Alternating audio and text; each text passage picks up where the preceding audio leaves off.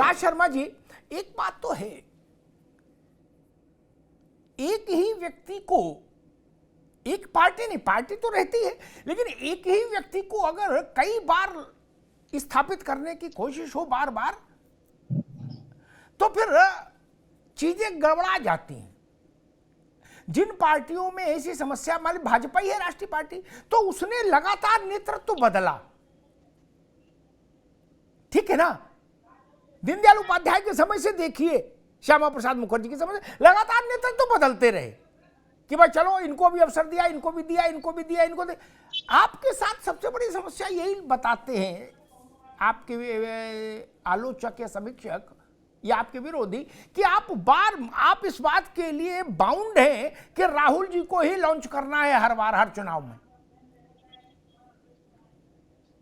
ये इनका कहना होगा, ओपी भाई जो कह रहे हैं। ओपी भाई दूसरों के बारे में बात करने से पहले ही अपने घर में देख लें। मैं ओपी भाई से ही पूछ रहा हूं आपके माध्यम से।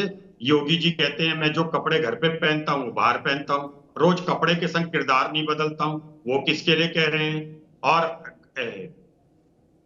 क्या नाम भूल रहा हूं मैं, उनका भी याद आ जाएगा मुझे, रोड ट्रांसपोर्ट मिनिस्टर गडकरी साहब और स्वामी सुब्रमण्यम स्वामी जी क्या कहते हैं? क्या ओपी भाई उनकी बात से आप इत्तेफाक रखते हैं? आप अपनी पार्टी को देखो ना, आपकी पार्टी में क्या चल रहा है? आपकी पार्टी में एक संत तक को तो काम नहीं करने देते हो आप लोग। ये बता दीजिए, मुख्यमंत्री जी को काम करने देते हो? संत जी जो अच्छा काम करना भी चाहते होंगे उन्हें आप फिर भी काम नहीं करना देते चाहते हो। आप अपने एक्सपीरियंस गिनाइए, लेकिन आप सच को सच तो कहना सीखिए। अरे आप पत्रकार कहते हो अपने को ओपी भाई, आपको सच कहना है। सच की इज्जत पीठ पीछे भी होती है। नहीं सुना करो, सुनने की आदत डाला करिए आप। कोई नहीं सुनेंगे हम आपकी। मैं कोई आपका स्टूडेंट नहीं हूं जो सुनूंगा, और हेडमास्टर की तरह मुझे मत बोला करिए। मैं बोला आपके बीच में, आप बताइए। गडकरी साहब कहते हैं, बताइए। सुब्रमण्यम स्वामी साहब कहते हैं मोदी जी के बारे में, आप एक बात कहिए मुझे कि सुब्रमण्यम स्वामी जी गलत कहते हैं, योगी जी ने गलत कहा, कहिए कैसी बातें कर रहे हो ओपी सिंह साहब? आपने बस टीका लगा लिया, सच्चाई हो गई। हम अपनी पार्टी के नेता को ये योगी जी का फॉलो करते जो विधानसभा बची है, आपके पास बची है। अरे आपके अंदर हिम्मत हो तो कहिए, आप एक बात कहिए कि हाँ राजनाथ सिंह जी की इतनी हिम्मत है, बताइए। अरे भैया आप करो ना, राहुल गांधी को ही लॉन्च करो। हम तो चाहते हैं कि इसी के नेतृत्व में राहुल गांधी के नेतृत्व में मेरे प्रदेश के मुख्यमंत्री को किनारे कर देता है। ये इतनी बदतमीजी करते हैं आप लोग। एक संत मुख्यमंत्री। राज भाई एक मिनट रुके, दोनों लोग रुके। मैं बड़ा कांग्रेस के उदारतापूर्ण आचरण से मैं बड़ा गदगद हूं, ठीक है ओपी सिंह जी। मतलब ये स्थिति आ गई, इसका मतलब धरती में कुछ नीचे हो रहा है। अगर कांग्रेस की स्थिति ये आ गई कि वो कह रहे हैं कि योगी आदित्यनाथ अच्छा काम कर रहे हैं, इसका मतलब है कि अब बदल रही राजनीति देश की। हाँ, अच्छा काम करने नहीं दे रहे। मैं समझ गया। तारिक खान, कांग्रेस योगी आदित्यनाथ के साथ खड़ी है, वो अच्छा काम कर रहे हैं, उनको लोग करने नहीं दे रहे, ठीक। जबकि योगी आदित्यनाथ की लीडरशिप में कांग्रेस को इतना नुकसान हुआ जितना कभी नहीं हुआ किसी की लीडरशिप में, मुलायम सिंह की लीडरशिप में नहीं हुआ। भाई कांग्रेस की स्थिति क्या मुझे 2% वोट छोड़ा योगी ने, 2 विधायक छोड़े, 1 सांसद छोड़ा, क्या अब वो भी चले गए छोड़ के उत्तर प्रदेश। बोले टाटा बाबा राम राम, राजस्थान से राज्यसभा जाएंगे, अब यूपी में नहीं आएंगे हम, क्या? और कितना पराक्रम चाहिए? ऐसा तो काशीराम, मुलायम सिंह, चरण सिंह, हेमवती नंदन बहुगुणा, गोविंद वल्लभ, किसी कोई नेता नहीं कर पाया कांग्रेस की ऐसी व्यवस्था जिसे योगी ने कर दी। नहीं भाई, जब से बनी कांग्रेस, मोतीलाल के समय से याद कर लो, और राहुल गांधी और रेहान बाड्रा तक, प्रियंका जी के बच्चे तक, ऐसी स्थिति कर दी। 2% वोट, 2 विधायक, 1 सांसद, वो भी चले गए। ये मुझे लग रहा है इसीलिए कांग्रेस को ये आत्म साक्षात्कार हुआ कि भैया योगी जी में कुछ तप बल है, इसीलिए शायद वो कह रहे हैं कि योगी अच्छा काम कर रहे हैं। नहीं, अच्छा काम तारिक खान नहीं वही मेरे शब्दों को नहीं बदला जा सकता। कोई तारीफ करना बुरी बात थोड़ी ना है। भाई संत है, संत की इज्जत होनी चाहिए। सब बिल्कुल हम करेक्ट झूठे है। सनातनी नहीं है ओबीसी की अब आप तरह। बताइए राजनीति हम बदल झूठे रही कि नहीं सनातनी बदल नहीं रही है। मेरे दोस्त, बताइए क्या बदल रही कि नहीं बदल रही, बताओ, और कितनी बदलेगी? शांति से सुना जाए। जी देखिए आप एक अच्छे वक्ता हैं, वरिष्ठ हैं, इसमें कोई दो राय नहीं है। और वो कहते, उन्होंने कहा कि बिना मीटिंग के घोषित कर दिया प्रत्याशी, कांग्रेस से पूछे बिना। अच्छा साहब, गलती हो गई। एनडीए ने जब जब मध्य प्रदेश में प्रत्याशी घोषित किया या देश में कहीं भी प्रत्याशी घोषित किया, उससे पहले एक मीटिंग बुलाई, सबको चाय पिलाया, सबके सामने हाथ जोड़ा कि भैया इसको लड़ा दें। जब मोदी जी से उन्होंने कहा हाँ ठीक है लड़ा दो, तब कहीं अच्छा भैया आप तय हुआ प्रत्याशी। की बात कर रहे हो। तो मैं ये कह रहा हूं कि अमिताभ भाई एक बात समझिए, जैसे आप मुझसे एडवाइस दे मुझे कि ऐसा है भैया चीनी ना खाया करो, और आप रोज शाम को बैठ के आधा किलो चीनी खाएं, ना माना जाएगा, ना माना जाएगा। इसलिए बीजेपी की एडवाइस सारी में आपको व्यंग की पूरी एक आपका ब्रह्मांड खुला हुआ है व्यंग का, आप करिए, लेकिन बीजेपी वाला व्यंग ना सुना जाए। क्यों? क्योंकि आप स्वतंत्र हैं, आप पत्रकार हैं, और बीजेपी तो एक पार्टी है। आपने अगर वो काम किया हो तो आप मुंह पे धे के तमाचा मारिए, मैं गाल आगे कर दूंगा, मारिए बीजेपी मारे कि हाँ आपने बिना पीछे पूछे प्रत्याशी घोषित कर दिया। आपने अभी राज्यसभा के प्रत्याशी घोषित किए, एनडीए की मीटिंग बुलाई थी, पूछा अनुप्रिया पटेल से, राजभर से, संजय निषाद से कि भैया जौन प्रत्याशी जैन साहब और सुधांशु त्रिवेदी इन लोग बढ़िया हैं, आरपीएन सिंह बढ़िया हैं जो कांग्रेस से आए हैं, पूछा आपने? नहीं पूछा। ये प्रथा नहीं रही है। कांग्रेस अरे सुन तो लीजिए, आपने घोषित कर दिया तो वही अरे सुन तो लीजिए, रहा हूं मैं। ये बात कंप्लीट करने तब बोलिएगा जी। अब इसकी भी बात होती है कि भाषण दिया, नारा दिया, तो नारा तो आपने भी दिया, बहुत हुई महंगाई की बात, अब की बार मोदी सरकार, महंगाई कम हो गई। कल मैं पेट्रोल लेने गया, अमिताभ जी मुझे 2 रुपए लीटर वो दे रहा था, जबरदस्ती गाड़ी में भरे थे, मैंने कहा भैया माफ करो 2 रुपए में नहीं लूंगा, वहां डाले दे रहा था, बहुत सस्ता हो गया, गरगरा के दबाए दे रहा था, मैंने 100 रुपए दिया, इतना सस्ता हो गया। तो भैया नारों का क्या है, ये देश तो नारों पे चला। यात्राओं का क्या है, दांडी यात्रा हमने देखा, रथ यात्रा, दो रन बनाने वाली पार्टी 100 रन बनाने लगी, आडवाणी साहब रथ लेके निकले। तो यात्राएं तो भारत का, भारत की आत्मा है, कहता हूं यात्रा। ठीक, इस यात्रा पे सवाल नहीं होना। ठीक है रविंद्र, भारतीय राजनीति की आत्मा है। ठीक है तारिक खान, मैं रविंद्र पटेल के पास चलूंगा, लेकिन कहूं कि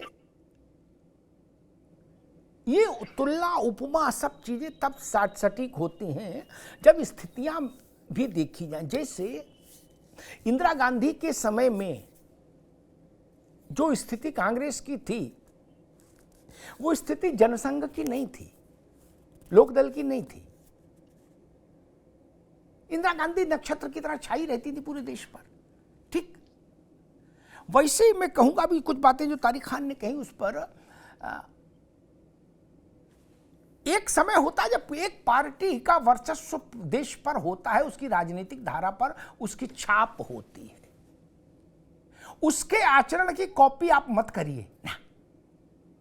उसका हीमोग्लोबिन 16 है, आपका 4 है, गिर पड़ोगे, चक्कर आ जाएगा, आंखों में अंधेरा छा जाएगा, आईसीयू में भर्ती कराना पड़ेगा। गजब के बोले ना भैया अभी छत पे चढ़े थे दौड़ के, हम भी चढ़े, फिर क्या हुआ, बोले फेफड़े बाहर आ गए। डॉक्टर ने बोला क्यों चढ़े थे, तुम तो कहा लिफ्ट से जाया करो, बोले नहीं, हमने कहा भैया भी जा रहे तो हम भी चढ़ गए। नहीं करो। इंदिरा गांधी के समय में अगर जनसंघ ये बोलता तो कौन पूछता, वो कहते जीत के तो दिखाओ पहले, फिर बड़ी बड़ी बातें करो भैया। समय है, इस बात से कैसे आप इनकार कर सकते हो। और दूसरी बात मैं कहूं कि तारिक खान ने एक वैलिड प्रश्न उठाया कि आपने पूछा, मैं जो बात कहना नहीं चाहता था क्योंकि सभी मेरे मित्र हैं, लेकिन मैं कहूं गठबंधन में स्थितियों का फर्क होता है तारिक खान। क्या कई बार एक एक सीट पर गिलास चल जाता है, क्या वो भी गठबंधन होता है, जैसे इंडिया गठबंधन। क्या जिसमें ताल ठुक जाती है इस मीटिंग में, बोले तुम ज्यादा बड़े नेता हो क्या, जाओ अलग लड़ेंगे क्या। और एक स्थिति ऐसी होती है कि गठबंधन वाला पहुंचता है, कहता भैया प्रणाम, भैया क्या आदेश है, बोले मिर्जापुर लड़ो, बोले जी भैया प्रणाम, क्या ऐसी भी होती, सच्ची बात बता रहा हूं, आप तो जानते हो क्या। ये स्थितियों, ये आपकी हैसियत का फर्क है, गठबंधन ऐसे भी चलता है। खैर रविंद्र पटेल जी, एक मसला मेरे दिमाग में घूम रहा है कि लोकसभा चुनाव से पहले राज्यसभा का रण है। अगर भाजपा 8वां उम्मीदवार नहीं उतारती तो 7 इनके 3 समाजवादी पार्टी के लोग निर्विरोध अनपोज चुन लिए जाते। आपके आने के बाद भाजपा का भी उत्साह बढ़ा और संजय सेठ को उतार दिया। क्या राज्यसभा का परिणाम संजय सेठ के जीतने की कोई भी संभावना तभी बन सकती है जब समाजवादी पार्टी में फूट हो जाए, उसके एमएलए क्रॉस वोटिंग करें, अन्यथा संजय सेठ किसी सूरत में नहीं जीत सकते। क्या ऐसी परिस्थितियां उत्तर प्रदेश में लग रही हैं? बिल्कुल सर, आप देख लीजिए, मैं जो बात अपने पहले राउंड के वक्तव्य में बोला उसी बात को फिर मैं दोहराता हूं कि जिस तरीके की भगदड़ समाजवादी पार्टी में मची हुई है, विशेष तौर से उत्तर प्रदेश में, जिस तरीके के इन्होंने जमीनी कार्यकर्ताओं का नजरअंदाज किया है, और जैसे अब मैं आपके टीवी चैनल पे एक बात कहूंगा तो लोग कहेंगे कि ये बात बोल रहे हैं। आदरणीय अखिलेश जी ने 16 सीटें घोषित की, परिवार के लगभग जितने भी महत्वपूर्ण नेता थे सबको घोषित कर दिया, लेकिन चाचा और चाचा के बेटे रह गए।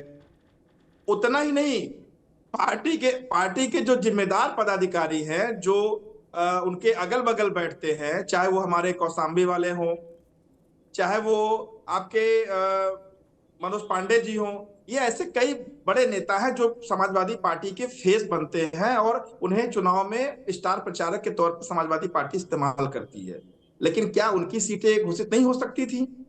क्या उनको कहीं कुछ नहीं दे सकते थे? और जो हमारा अनुभव है समाजवादी पार्टी के साथ 2019 और 2022 का जो हमारा अनुभव है, मैं खुद मिर्जापुर जनपद में समाजवादी पार्टी, बहुजन समाज पार्टी और राष्ट्रीय लोकदल के उम्मीदवार रामचरित्र निषाद को लड़ा रहा था मिर्जापुर 2019, और मैं उस अनुभव को अगर आपके टीवी चैनल पर साझा करूंगा तो शायद मेरे निजी रिश्ते खराब हो जाएंगे स्थानीय नेताओं से, इतने कटु अनुभव है। मैं चीफ इलेक्शन एजेंट था, चुनाव प्रभार मेरे पास था मिर्जापुर लोकसभा, और वो अपने गठबंधन के दलों को जितना दबा के, जितना तोड़ मरोड़ के रखते हैं, तो समाजवादी पार्टी अहंकार में डूबी हुई है। और निश्चित जानिए कि मैं कम से कम इस बात को आपके चैनल पे स्वीकार कर सकता हूं पूरी अंतरात्मा की आवाज पे कि भारतीय जनता पार्टी के साथ हम 2009 में भी रहे हैं और 2002 की विधानसभा भी लड़े हैं। तो कम से कम भारतीय जनता पार्टी ने जो भी 10-5 सीटें दे दी आपको, लोकसभा में हमें 8 सीटें दे दी, तो अगर वो जो दे दिया तो फिर उस पर ये नहीं पूछते कि ये उम्मीदवार होगा कि ये उम्मीदवार होगा, फिर वो चौधरी साहब तय करेंगे।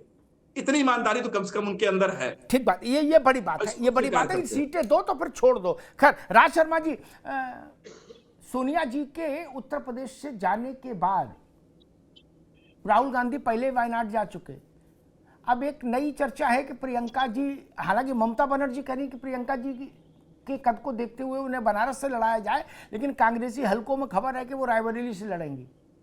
खबर यह भी थी कि आज वो आएंगी और चंदौली में राहुल गांधी की यात्रा में रहेंगी, फिर बताया गया बीमार हो गई।